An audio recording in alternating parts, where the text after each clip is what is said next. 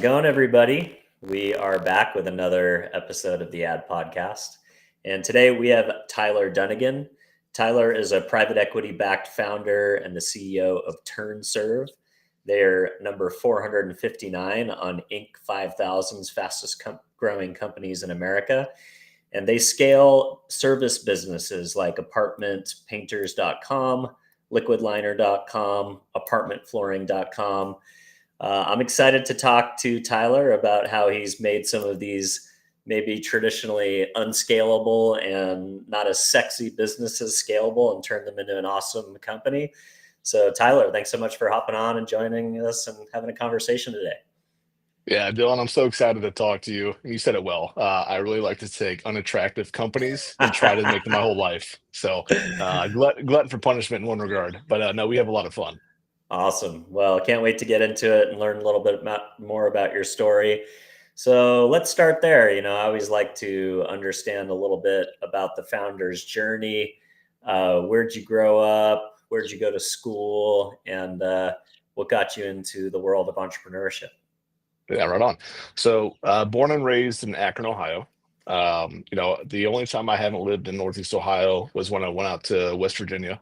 Went out there for played some football out at Fairmont State for a couple of years. Let's Uh, go. yeah, moved back home. Newly beat up from the sports career out there, but it was a lot of fun.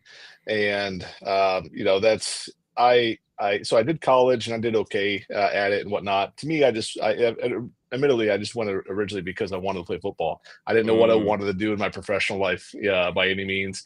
And so I just kind of, I got a scholarship and I ran with it. End up getting hurt, junior year, moved back home, realized that, NFL probably wasn't in the cards, even though it's hard to hang that up, so to say. And really from there, just started working and just tried to make as much money as possible. Fast forward, made my way to flipping houses, and that was really cool and exciting. It was for a while there, I was just doing a house like, a couple every quarter. And then just started off just simple handyman services and build up to full-fledged flips. I talked to a mentor. I wanted to do something a little bit larger, a little bit faster, and he encouraged me to get in a multifamily. And so that's where I really got my feet wet in corporate America, was when I took over management for around 250 million in assets. Wow. And that is also where I realized the opportunity, and I built what I needed because I couldn't find it when I was managing, and so I built the company that I wish I had access to. And I left corporate America in 2018, dove full-fledged into Turnserv at that time, and have just been starting new companies on our platform ever since. So high I, level, that's kind of how I got into it, I, and that's my background. I love it. Well, I love businesses that are born out of, a personal frustration with what already exists, something where you're being kept up late at night because you just couldn't find the service or the offering that you needed as someone who is managing these multifamily buildings and this real estate portfolio. So what was kind of that key insight that you think was missing as you manage this $250 million multifamily portfolio, and where you saw an opportunity to maybe launch something different, but stay inside of this area of expertise that you'd created? Yeah, so I'll preface the multifamily space is incredibly large, and Hmm. it's predictable. So 50% of renters move every year, and it doesn't sound like a lot until you realize every complex that you see that's like a skyscraper or garden style apartment complex, there's probably 500 people that live there. And so 250 units are going to get turned over every year, and that's a lot of volume. And so for me, when I was on the management side, I tried to do everything right. From our marketing was on budget, our cost structure, everything was dialed in. We did a rent growth strategy, and that went flawless. Cost reduction, overhead reduction, all these kind of things, and everything went wonderful. But we kept on getting hung up at this part to where we needed the apartments turned over. And what that means is pretty much just between renters, that's the services of doing new carpet, new painting, cleaning, and whatnot. And like clockwork, it was a scramble to try to find the vendors in town, that would show up for you. And Mm. It's easy to find a handful of people that are good because there's a lot of good, capable people. But the struggle is when you have that many apartments per complex that are turning over every year, we're talking about thousands of apartments that need serviced every single year. And most good companies are 2 to 3 people. They might be able to do a handful of apartments a month at best. And you're on this hamster wheel of trying to find good vendors that do good work that are able to keep up with you. And so you have to find hundreds of vendors to call on all the time. And that was a struggle. And for us, like I was mentioning, I try to execute everything flawlessly. I hit all our budgets, you name it. But the only lingering thing, like clockwork, was I couldn't find enough good vendors to show up to do our turnover process. And it would delay leases by weeks and weeks and weeks, if not months. And so this Mm, this this model was perfect except for this one little category. And so what I did was I looked at my background, right? I was flipping houses. I had some of my crew members, and I just told them, "Hey guys, come be a hybrid maintenance technician for me for a little bit. Instead of flipping houses, you're going to flip apartments for me, and here's how we do it. Go." And that's essentially what built the foundation for what I ended up leaving corporate America to start. yeah, that's crazy. So, is it as simple as getting kind of full time people that are under your control as well, don't want to say control because that sounds like kind of an interesting way to frame it, but is is it as simple as kind of having those people available more frequently or 24/7 or like a trusted network or in housing those operational people instead of having to rely on vendors? Like what's the secret sauce of getting dependable people who will show up and do the things you need them to do on time? Yeah, so a lot of the secret to that is knowing what they're showing up for. And I know that sounds easy, but you'd be surprised. A lot of people try to hire generalists, they know somebody's capable of I'm just going to make this up, changing the carpet out an apartment complex, right? And then they show up, and then right away they just assume, oh, they could also do the painting, they could hang the fixtures, they could do all this kind of stuff, and you really set up that person to fail because Mm, they came in with one thing in mind, and all of a sudden you're asking them to do 20 different things. And so in order to make that relationship symbiotic, I found what the best thing is, make somebody's job so simple that almost anybody could do it and treat them better than anybody else and pay them well, and just really just quality of life is the main focus. And so on the mm. management side, the way to do that was be very specific on what a vendor would do. Hey, I just want you to do this, and then that's it, and then pay them on time, and they go home. On the company side, we hire people, we hire generalists that can follow a simple process, and we make it so one dimensional it's really hard to mess up. And that's not me Mm. undermining my team or anything like that at all. That's us working tirelessly on SOPs that scale, a reward system that accounts for their efforts, and just making sure that things are aligned in the sense of, for example, all my managers at my company have equity, right? And all of my installers, they're incentivized. If the company makes more money, they make more money. And so it's a really win-win-win situation. And it really takes a lot of those little levers to create that dynamic where you can get people to show up and trust you, and you have them readily available, so to say.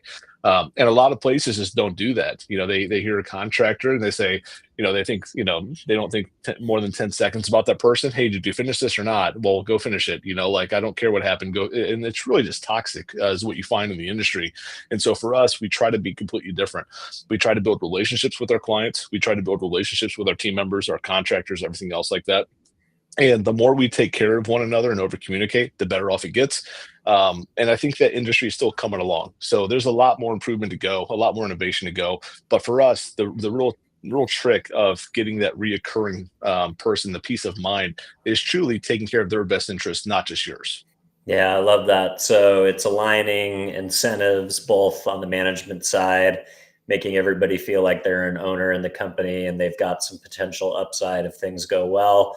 But then also, I always say, as somebody that's spent most of my career building sales teams, I'm a big believer in comp plan dictates behavior. If you want to incentivize a Yeah. behavior, you really have to look at your compensation plan and make sure you design that compensation to essentially reward the behavior that you're looking to create, whether that's close rate optimization or pipeline or activity or whatever. So that makes a lot of sense to me, coming from another side of it.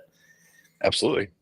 Yeah. Absolutely. So let's talk a little bit. A lot of my audience would be interested in the brand building as well, and I think I also want to talk a little bit about how you've managed to vertically integrate as well. So you've got these service brands, apartmentpainters.com, Liquid Liner, which we'll get in, which is your first foray into actually launching a essentially a CPG brand where you actually found an inefficiency in the product chain and then built something and brought that to market as well. And then you've got apartmentflooring.com and a host of other brands. So, a lot of these sound pretty simple, but how important is it to get that domain expertise of like getting a really great URL and then kind of scaling up each of these verticals as its own unique brand? Yeah. Yeah, so I think branding is super important, and I was very intentional and specific around what I wanted to broadcast that we did. Example on painting. There's a lot of painting companies that will take any job available, and it's not a knock. I mean, hey, we have to live, we have to do our thing. That's great. But for us, I wanted to be an enterprise solution that was so focused on our category, where there's no confusing what we do.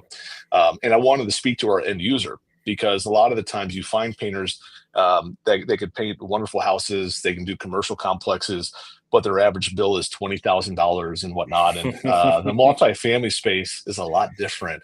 And so what I wanted to do was create something that spoke to our end user first. That was my first goal, but also something that was memorable and something that was easy to announce. And it was symbiotic with the, hey, here's our brand name and here's how you find us.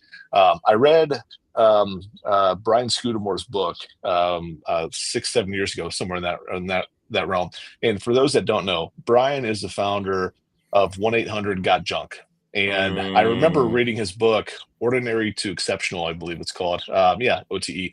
And I just remember how cool of a concept was it that he thought of that. Like I just thought that was so cool for him to do. And I kind of use that as inspiration a little bit. And so I kind of went down this route of trying to speak to our end user, and then it became the game of what URL is available, and that's a lot harder than you would think. You can come up with wonderful names that are so specific that really speak to something, and then you check all the social media handles and website, domain hosts and whatnot, and you realize that they're gone. I lucked out. I would like to say I got into this kind of space before a lot of people were looking at it, and I was able to buy over 50 apartmentx.coms, and that's what I Mm. did. So branding wise, I wanted to speak to what we did. So that was pretty important for me from the start. That's awesome. So it sounds like you're probably sitting on a handful of other verticals that you plan to launch or integrate or kind of put into the system at some point when you get around to tackling some other areas of the supply chain. Yes, absolutely that. That's exactly what we're trying to do. I look at it, we already have a client base. Our clients are the largest in the world, and it doesn't mean that we're everywhere today. It just means that our clients manage millions of apartments throughout the US and beyond. It's kind of a cool business model because they're almost asking us to force scale across the US because there's such a demand and such a need, and it's tough to find suitable, vendors, so to say. And so for us, we're able to just really tap into that network and go. And so I look at it, we're already in the buildings. We have wonderful relationships already. We do amazing work together. We problem solve together with our clients, all this kind of things. A lot of the times they'll ask me, hey, are you guys able to do this? And every now and then you raise an eyebrow because it's kind of a weird request asking. I'll give a good example here. Hey, can you guys carpet clean, unit 200? It's weird asking apartmentpainters.com that question, and Mhm. so when they ask us that, I kind of look at it, and by this point I already know all the biggest spends in an apartment turnover and all this kind of things. But we have some customers that I can go get dinner with any night of the week that manage tens of thousands of apartments, and they'll say, hey, like, we have a huge need over here. Do you want to launch something in our platform or in our portfolio? I'm like, yeah, let's do it. So I have this really weird approach that I'm super fortunate for and happy and excited about, where I have a playground, as I call it, to kind of launch these brands on an established client base with infrastructure we already have. And so that trust goes a long way. Yeah, that's pretty awesome. You can almost like like lab it with your client if you come up with an idea. Then you've also already got this built-in consumer base. Or, one of your clients brings you a need that maybe you didn't think about, like you mentioned, the floor cleaning versus carpet installing, and then you can kind of do the economics and see if it makes sense to launch as a separate brand. That's it. It's such a compelling opportunity in front of us to where I at least have to look at something. And the business cowboy in me, as I call it, like I love it. I just want to stay busy and try new things. I'm trying to get a little bit more streamlined, as the company gets older and whatnot. But that I think more than anything, it gives us a chance to look at a lot of opportunities. And we don't have to swing at every pitch. But if there's one that's compelling, that's within arm's reach for us, we're going to try it out. And that is truly how I've built my brands over the past 7 years at this point. We have multiple that hit $1 million in revenue their first year, and I probably have 10 more on the back burner that I'm ready to kind of pull the trigger with whenever I see an opening, whenever I have a second. So yeah, it's a pretty cool situation for me. Yeah, I love that. So let's talk about Liquid Liner, because I thought that was a pretty cool story. Most of these brands that you've launched so far have been service oriented, kind of a repeatable process to some degree. But then you noticed that there was a particular process. I think it was around like installing showers and bathtubs, that was kind of the current. The current stuff that was out there was just toxic. It was taking too long. The cost structure wasn't great. So tell me a little bit about that story, about how you identified the problem, and then this is kind of a different model, right? Going to the laboratory, working with ingredients, finding a manufacturer, and launching a manufacturing business versus a service business. That's a whole new dynamic. So tell me a little bit about that process. What was the problem that you found, and what was the solution that you were able to bring to the marketplace? Definitely a different beast entirely, and I've learned that along the way. So, I have a good team around me, luckily, and they help me keep our ducks in a row. So I've always been into service companies. I'm always technician one, make sure they're viable. We only do things I'm willing to do myself, you name it. And I've never really had a product brand or something tangible that's like in your hands, so to say. And I always thought like it would be so cool to have something like that. Like you follow your favorite brands, you follow whatever products you love in your house. You're like, man, I wonder if I could sell these things or make them better. And for me, I never had that opportunity because it was always a painting business, a flooring business, something similar. And how I stumbled into Liquid Liner is the high level story is this. We were painting a complex through apartmentpainters.com. We were painting a reoccurring complex. My best crews were there. And one day, my crew called me and said, "Hey, we can't service this." And I said, "No problem, get out of there." I didn't think twice about it. I have a great team. I trust them. And then the second day, same thing, same call. "Hey, this is still messed up. Like, we can't do anything in this whole building." Like, that's a really weird thing. Let me see what's going on out there because that's a sign of like a potential problem. Let me see what's going on. And I show up out there. My crew's waiting in the hallway. The whole hallway smells. It's like just the most potent smelling. I can't even describe it. A combination of hot tar meets hairspray meets burning Oof. rubber. It was just awful. Yikes. Yeah, and so like I realized they had this whole hall pretty much shut down because they were doing these renovations and turnovers and whatnot, and we were just there to paint at this time. And so I told my team to get out of there because I smelled it right away. There was like a big cloud down the whole hallway, and Jeez.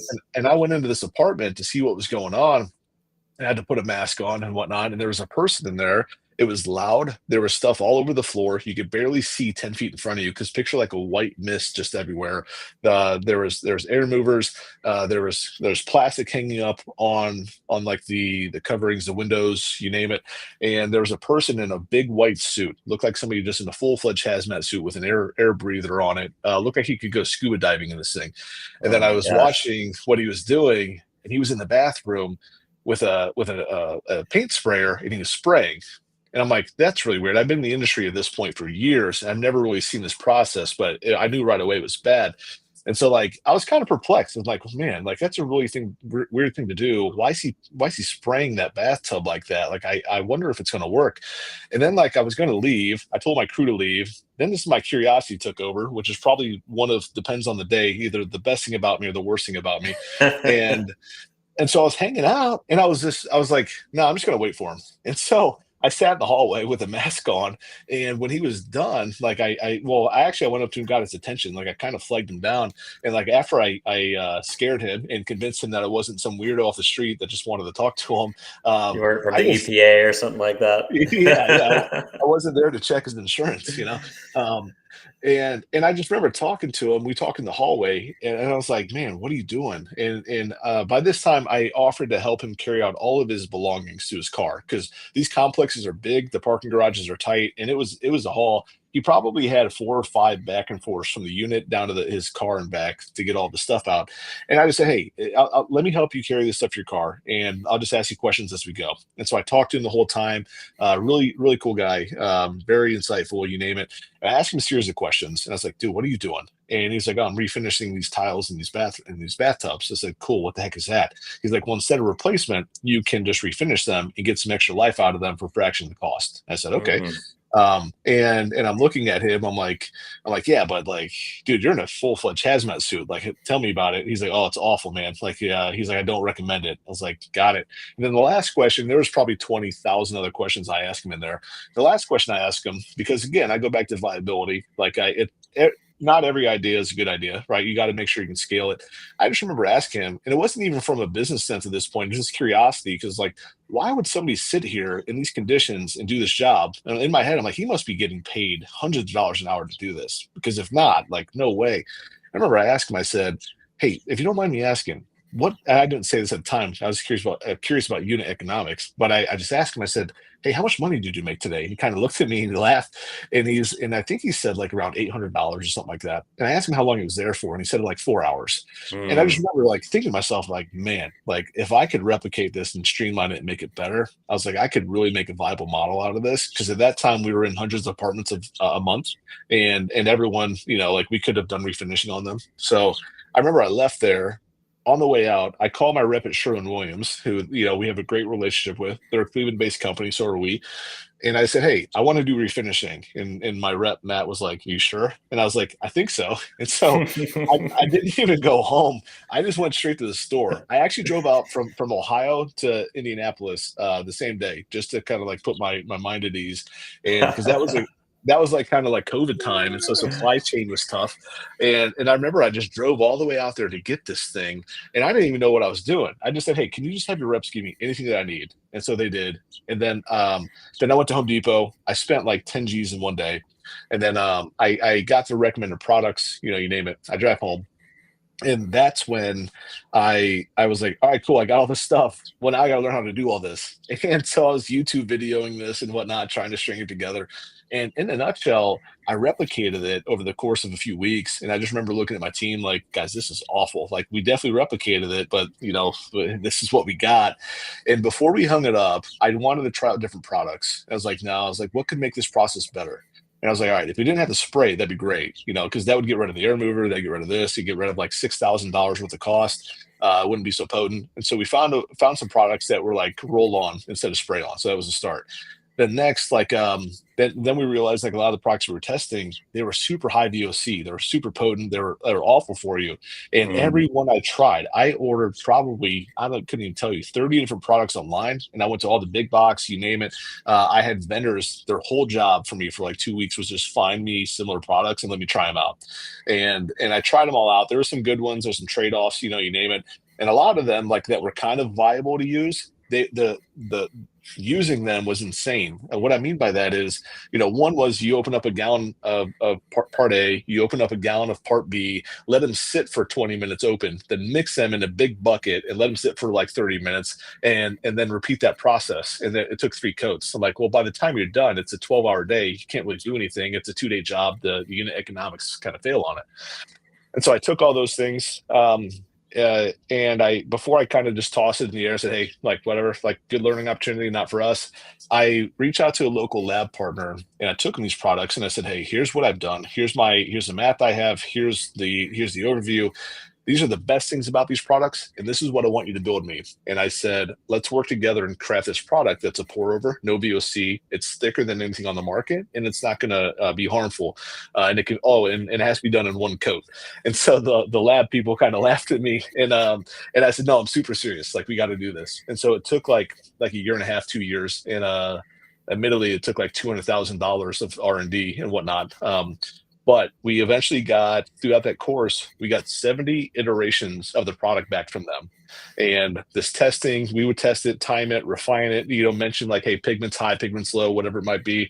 And after our 70th one, like by the time we got to like 30, I was already like, this is the best product on the globe. Like I already know it. But I figured I had founder bias. And so we kept going a little bit. Wow. Yeah. And then by like our 70th one, I had it third party tested by a big private equity testing center called ChemQuest, and they're amazing. And it's a blind test. We just give them like the instructions, and we send them all these different products. They tested our product against the best sellers in the world throughout the globe, and ours got perfect 10 out of 10 scores. And the next closest was like a 6 out of 10, and then it was like a 3 or 4 out of 10 for the third place one. And that's when I kind of realized, like, hey man, we might have built a cool thing here. And that was my segue into how I discovered that I wanted to start a product-based business. It was just by chance. Had we not been in that apartment that day, no way I would have even like thought to do it. And I just thought it was so cool because I finally had something tangible that you can put in your hands and show off versus just talk about out loud. And that was really a start of something cool for me. And that led to a lot more doors opening and a lot more ideas around it. And now Liquid Liner today, it's for tub and tile, but we're going to have a countertop paint coming out soon, a cabinet thing coming out soon, and it's just going to keep on growing. So Yeah. that's the shortened version of that story, believe it or not. But that's how we got it. That's how we got it going. Yeah, it's pretty exciting. It's interesting when you just find these nooks and crannies where innovation can lead to better product outcomes. And just, do you think it was just that the legacy brands that were making things for that category, just nobody really cared about, the quality or, the environment in which these folks were having to, slather this stuff on with an air gun? Was it just one of those neglected areas that was ripe for innovation and disruption? Was that what kind of provided the opportunity, do you think? Absolutely. I think it was a combination of that. So it's a specialty performance coating, which that market segment isn't the largest by any means. It's still massive, don't get me wrong, but compared to like wall paint, it's not. It's very small on a corporation's K10. So Mhm. um, I also think it speaks to a lot of the times. Only corporations are going to try to R&D something or spend 200 G's on R&Ding something in years back and forth, right? Like an average person just can't do that. And I'm not saying we're special by any means. We are lucky and fortunate enough to have enough behind us in order to do that. But I really think these corporations build something that's good enough, and unless it's in super high demand or it's compelling, like the EPA is telling them to overhaul this, I don't think they're going to even look there because they have other things that they're looking at. But I also think it speaks to their distribution channels and that ability. If they have the best selling product on the globe, and it's only because of their distribution efforts today, they have 5,000 stores throughout the US. I don't think they initially care so much that ours got a 10 out of 10 scores and theirs got a 6 out of 10 or even a 3 out of 10, right? Because they still own the whole channels that could push more of these. But I think little by little, as convenience and safety becomes more of a priority, and we're seeing that already. Obviously, the lead-based paint mandate, and then everything else that Mhm. came after that. And now, like by me, for example, a lot of the housing authorities we work at, they've actually banned sprayer applied coatings from their facilities. And so we kind of have a leg up that way too. So I just think it's a combination of it's a small enough category where these big juggernaut corporations just didn't look at first. But I do think that like it's just one of those things, especially with the new age and the gig economy and the installer economy coming around. People need convenience. People really need to be able to make money swiftly and not compromise their health while they're at it. I feel like the Yeah. whole entire world is kind of shifting to that right now. And finally, people are starting to look at it. So, combination of a few things, but I think now you're going to see it more and more. And I'm hoping it's with our product. Obviously, I hope that we're the new mainstream, and we are currently getting into the big box stores and everything else like that. So I hope that we really set a good trend here to really update things and not provide high VOC products. Yeah, we'll see where it goes. Yeah, that's awesome. So now you're moving into a whole different marketing channel. How much of, it's great that you built something for your own service model and to launch the business and the unit economics around it. But now you really, to scale something like that, you got to go out and educate everybody else that is doing these types of installations, create supply chain relationships with big box stores. You have to market this as a, B2B, but direct consumer product as well to a whole new set of buyers. What's been the biggest things that you've learned from marketing a direct consumer or a manufactured product versus a service product?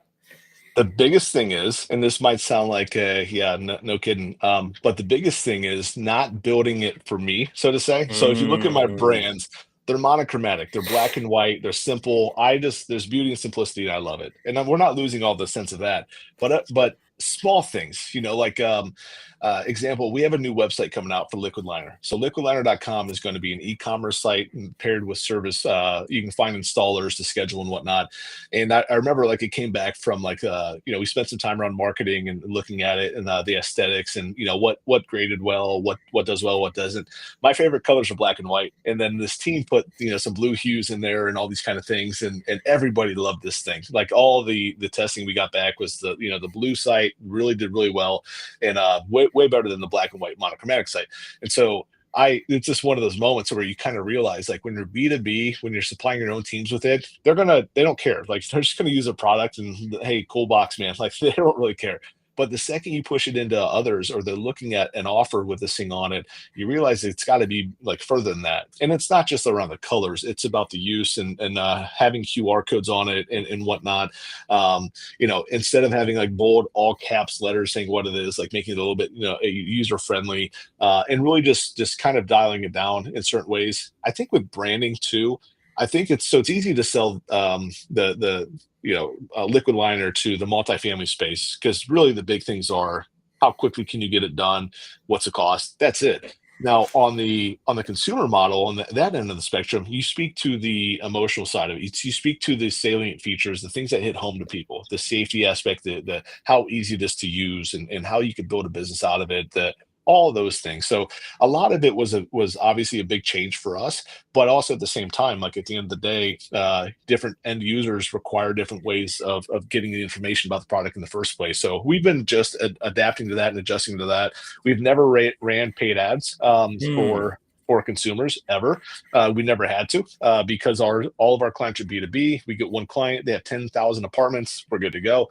But now we've really done targeting, and so Facebook testing, and a few more things beyond that. We've done Amazon analytics. We have a full-fledged model for Amazon coming up here soon. So to answer your question, it's definitely a different beast, and a lot of the ads and speaking to the end user. Again, it's really easy to try to build something for yourself. And at the end of the day, you really have to be non-biased and just super high level on these things and ask, what does the end user want out of this, no matter what, even if it's something that I don't enjoy thoroughly, but the end users across the board love it. You got to be willing to compromise. That is what I've learned. I love it. And for the direct consumer aspect, when you're not selling, large supply, are you Amazon first, or do you do a Shopify, or what's like if one guy wants to come on and buy I don't know what quantities it's sold in, but if somebody wants to buy it, what's the way that you're selling at scale?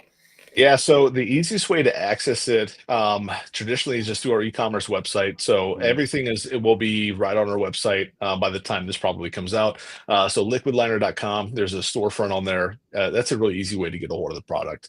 The other distribution channels that we have, other supply facilities, so to say. So sure, this is available at some select Sherwin-Williams right now. So if you go there, nice. you could ask for it.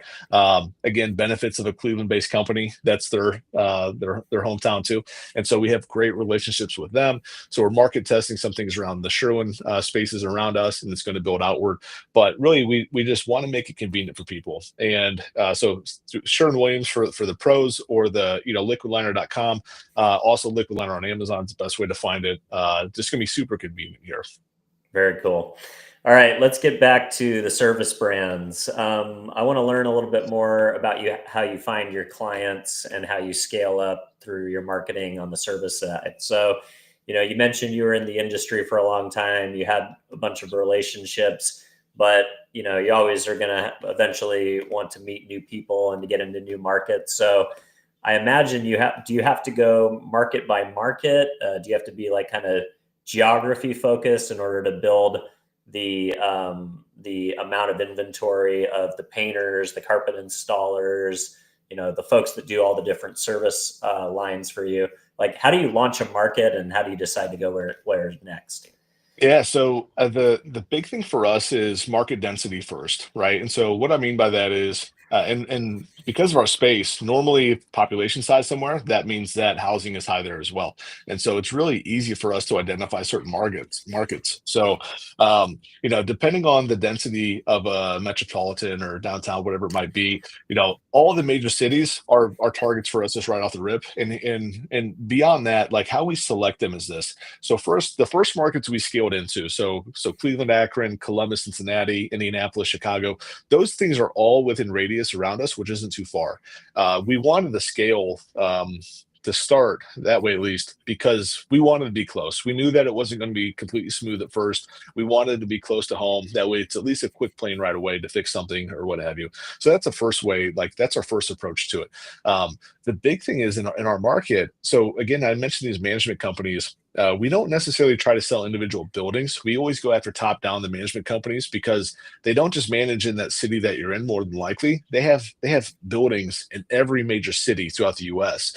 And so for us, it's a top down strategy. We also have a bottom up strategy as well. Well, like where people can call them door knocking, so to say. It's a little bit more sophisticated than that. But in order for us to identify what markets we want to go to, we probably already have clients there. We're just not doing work in that city for them yet. But really, it's just around density. And so, Mm.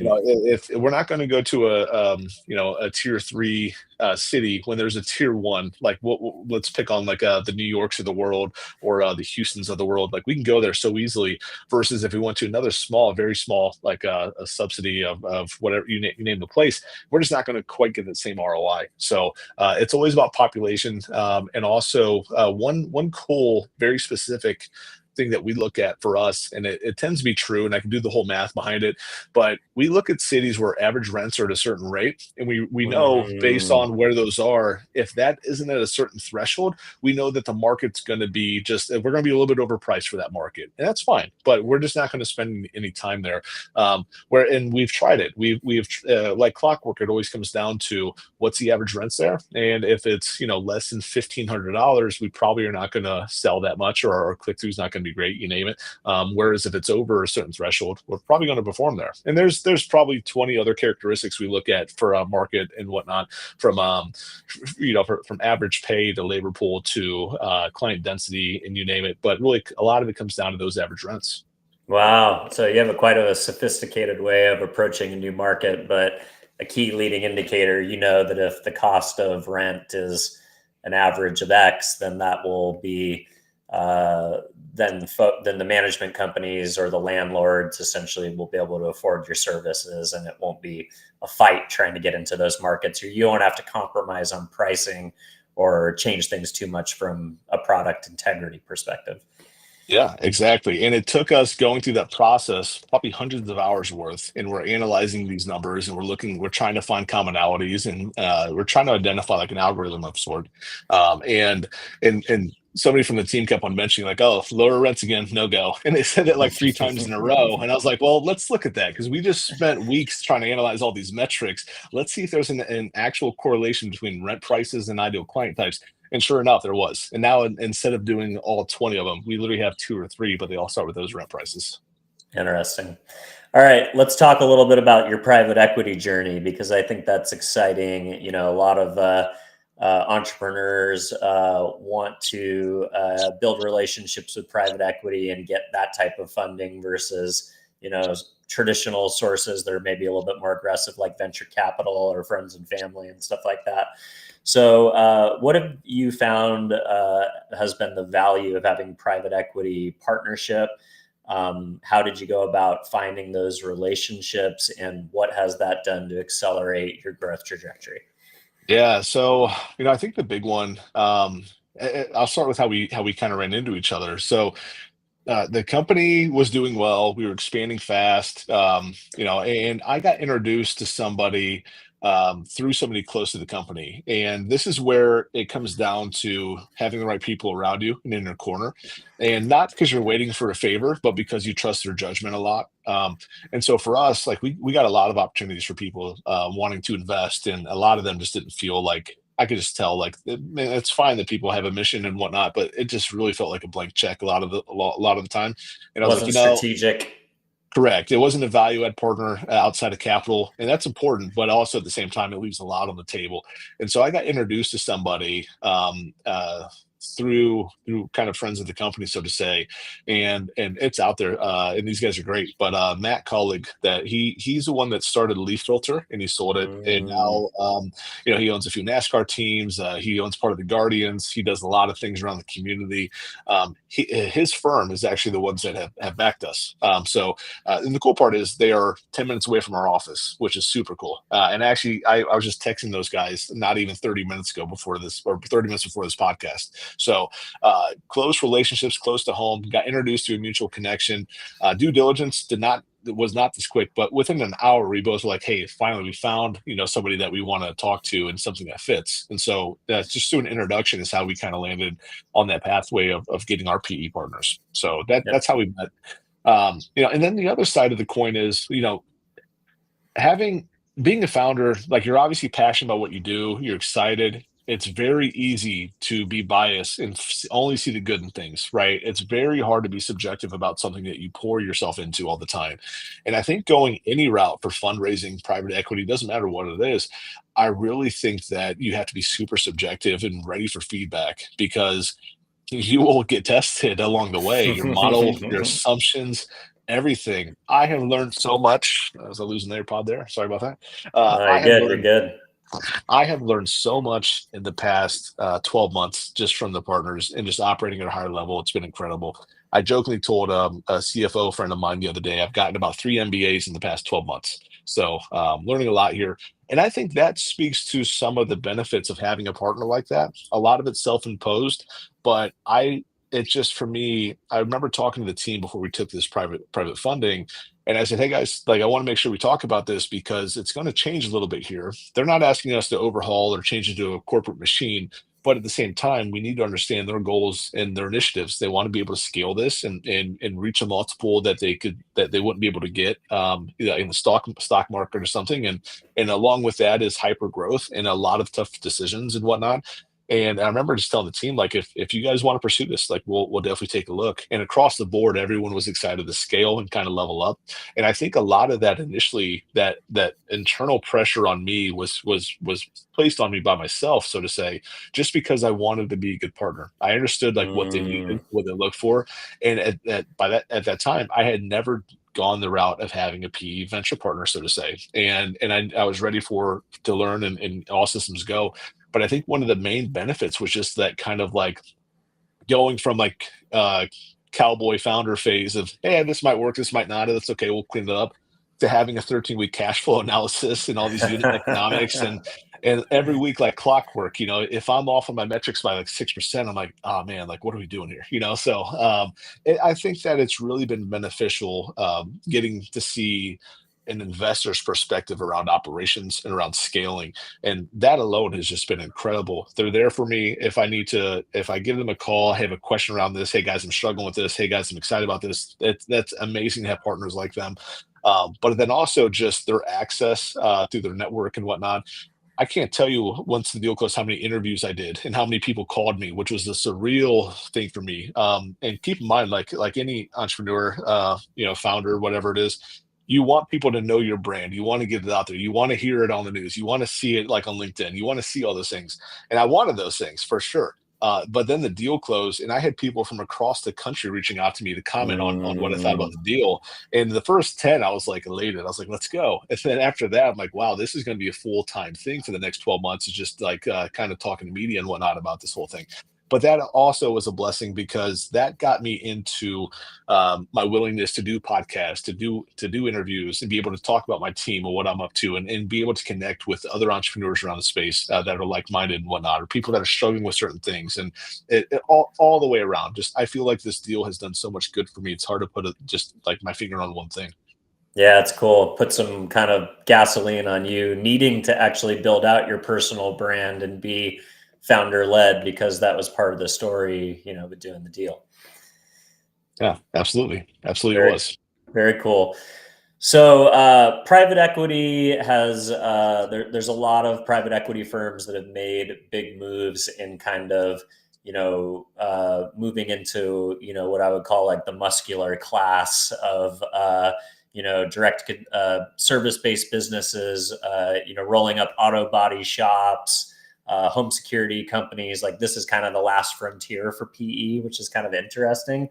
Yeah. Are you guys still only growing through your own growth and launching new brands and new clients, or are you thinking of kind of that acquisition model where now you can go out and find service companies that match, that could easily bolt into your operation, and thinking about expansion through, acquisition essentially now that you have this financial partner?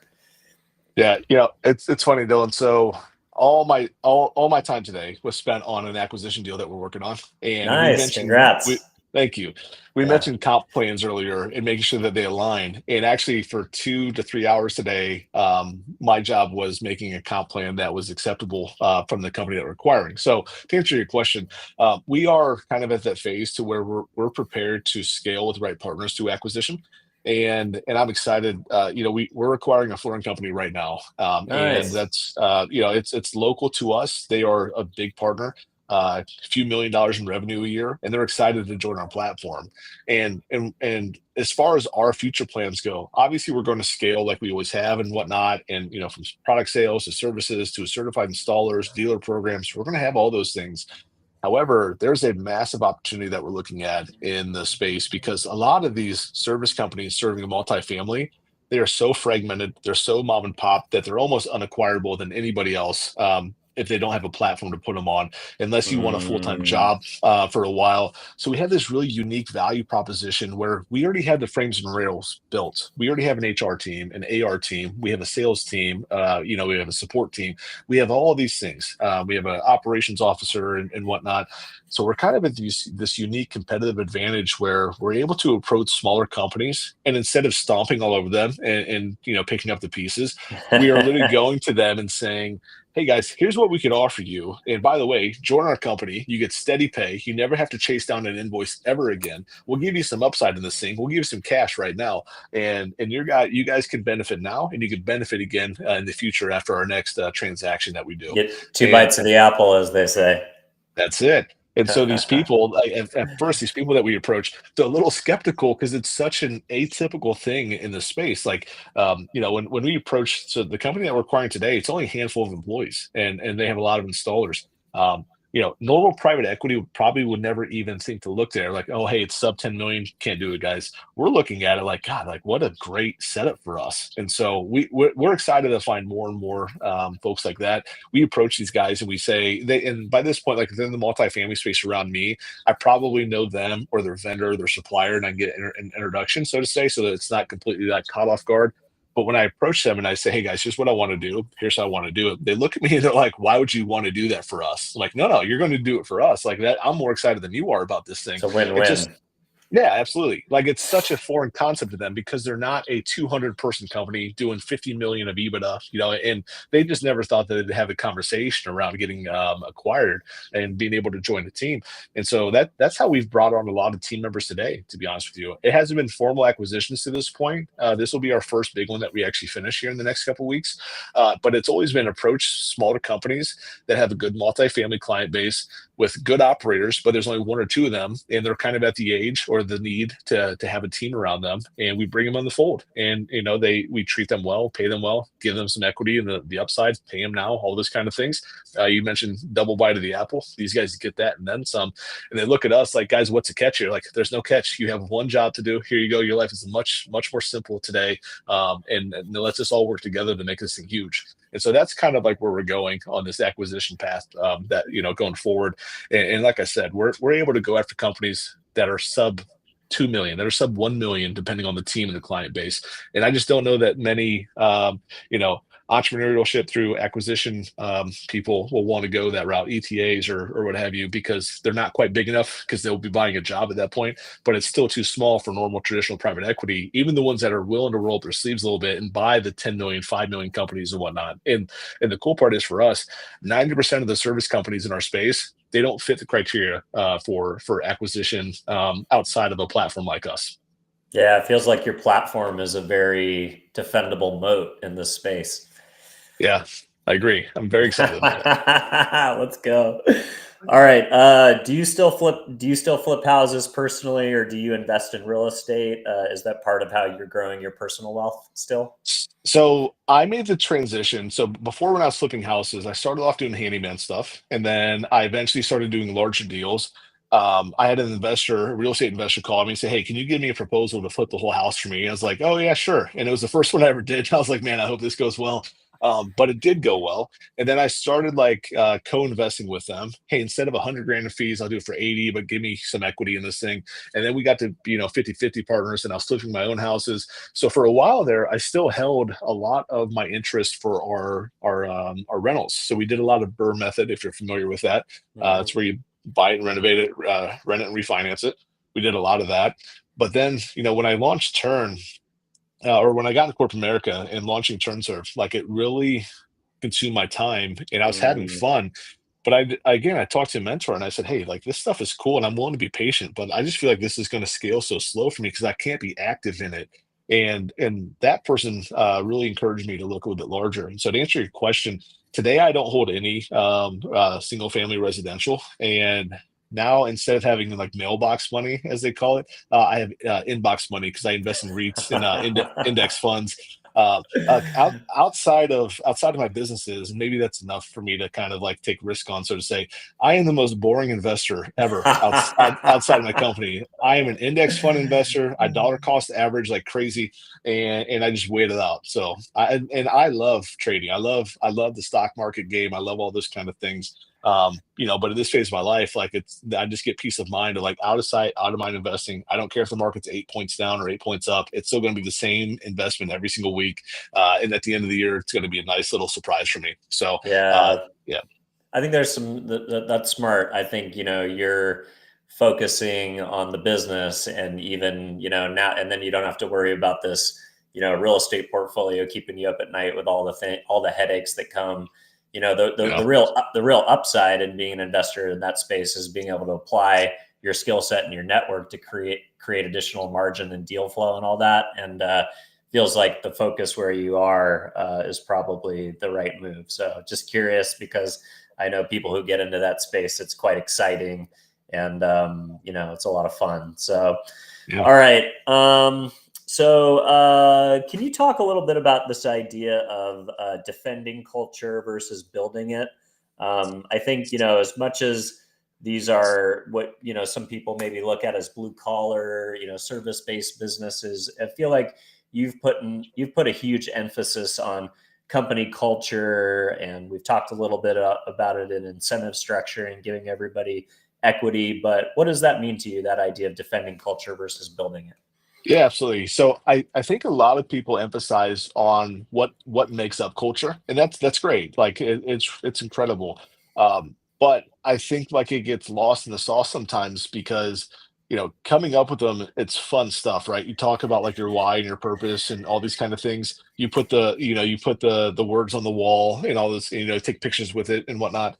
But when it really gets down to it, I think a lot of people are afraid to try to defend it. And what I mean by defend it is, so admittedly and proudly, we hire and fire based off of people's willingness to uphold our core values and act it every single day. I just did a comp plan for that company that we're acquiring, and half their comp, a little portion of it was around the money that they're going to be making and triggers that they can unlock, and most of it was around defending and promoting our core values. And you look at that, Mm, and that's probably a lot different than what you see in the world today. Is that emphasis on it? But what I mean by defending it is if there's somebody that's not aligned with our thought process or our approach to problem solving or our approach to collaboration, that's going to be an issue, because now if that isn't addressed with that person, I have a lot of compromised people that are either going to get disgruntled or they're going to treat this person like a complete outcast, and that's going to create a Mm. weird vibe in the company. And so for us, I realize that when you have a good culture and you focus on defending it, and it doesn't need to be as cutthroat as it might sound, and it also doesn't need to be as fluffy as it might sound either. Just really Well, just it sounds a enforcing. lot to me of like Netflix or some of these corporations that have these flat. It sounds like you spent a lot of time thinking about it, and it's not that crazy. It's not that cutthroat. It's Yeah. everybody on the bus. Yeah, exactly. And I just think it's created an atmosphere of accountability, to be honest with you. And I think sometimes on the business person side of the street, you get concerned about having all these extra things around core values and whatnot, because you think of like Twitter when before Elon bought it, right? And that's not a Jack Dorsey knock by any means, but you saw how bloated it was, and everything from the wine dispensers and whatnot. And I don't mean like defending culture like that. Like, it's great, have a good time, but I truly mean like along the lines of creating this accountable workforce, so to say, where people are motivated and there's clear targets and there's clear understanding of, hey, if we keep on missing targets here, we got to reevaluate. So I think the big thing is for us, and I'll say this too, when you include the team to come up with these things. Example, we have an employee handbook, and that sounds anti-culture, right? Like, people heard that and like, oh man, like, what are you doing? You can't have one of those today. But when you read it and you understand what we're defending in it, and how almost everything is built around our thought process and how we approach things and how we handle outcomes, um, the whole team agreed, and they set these rules, right, and these terms, so to say. And when I was coming up with this like, okay, if an infraction is worth this point and that's worth this point, and I came up with my own Rolodex of like, all right, hey guys, like, this is going to be really realistic. It's going to roll off after a few months. It's made to accommodate for real life happening, but it's really going to filter and guard against like common recurring people that just don't want to buy in. Here's what we do. Mm. I came up with my list of like infraction like outcomes, right? And then I asked the entire team across the board, said, you guys tell me yours and what this should be. And my my outcomes were very small. Like, hey, here's a half of a point on a 10-point scale. It'll roll off after 3 months. Here it is. The feedback I got from the rest of the team was they wanted like the smallest thing to be like worth 4 points or 5 points and whatnot. And I'm Mm. like reading, I'm like, man.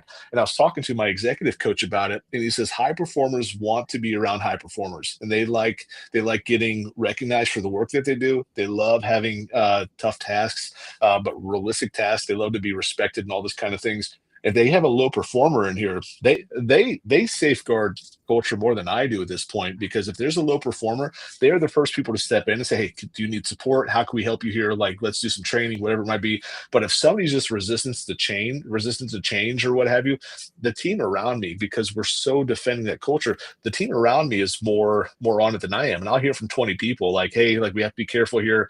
This person doesn't seem like they're buying in. Maybe spend some time here. It's like, cool, thanks so much. So in a weird way, like, when you defend it more than anything else, and that the team agrees upon what goes into it, they promote it and carry it and defend it more than the founder ever would. And that's what tells me that we built it right, is because the team cares just as much as I do about the outcomes with it. Yeah, it's pretty awesome that your team. Well, first of all, the idea that you shouldn't create culture in a vacuum. I think something like an employee handbook is awesome. That's a very simple document where all this stuff kind of lives and breathes, and maybe it evolves. Go back to the idea of that famous Netflix culture deck that went viral, and everybody was like, "Wow, this is so radical. This is so wild." But I think it's really smart. And then, like you said, when you invite the team in, then sometimes they set standards that are maybe even higher that you had expected. So I love that story. I think it's really cool. All right. So it sounds like you approach personal brand building and why you do podcast appearances from the perspective of generosity and wanting to help others. I love that approach. Where'd you learn that, and why is that an approach that you take in kind of how Yeah. how you've kind of gone on to build your personal brand through all these podcast appearances? At first it was one of those things to where I felt like I had to do stuff, right? Because I mentioned like the private equity deal, and I'm like, hey, like, I should probably put myself out there a little bit more. But then that's slowly changed after like my third podcast, to where like, oh cool, I get to talk about things I want to talk about, and there's not a one size fits all here.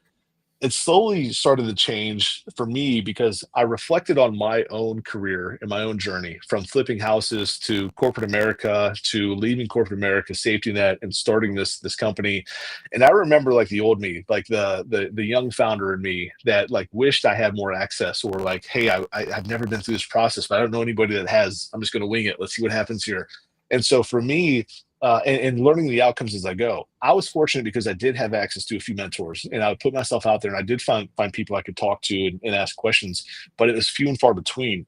And as I started doing more and more PR, don't get me wrong, I love the quick placements, like, hey, visit my companies, hey, here's my product, like, all those things are cool. But what I realized resonated with people was my ability to be authentic and transparent with them, like from, hey, I've done this, I'm not an expert, but here's what I experienced so far, and being vulnerable. I have more people reach out to me about experiences and how I would deal with it more than from these types of things than getting jobs or connections or what have you.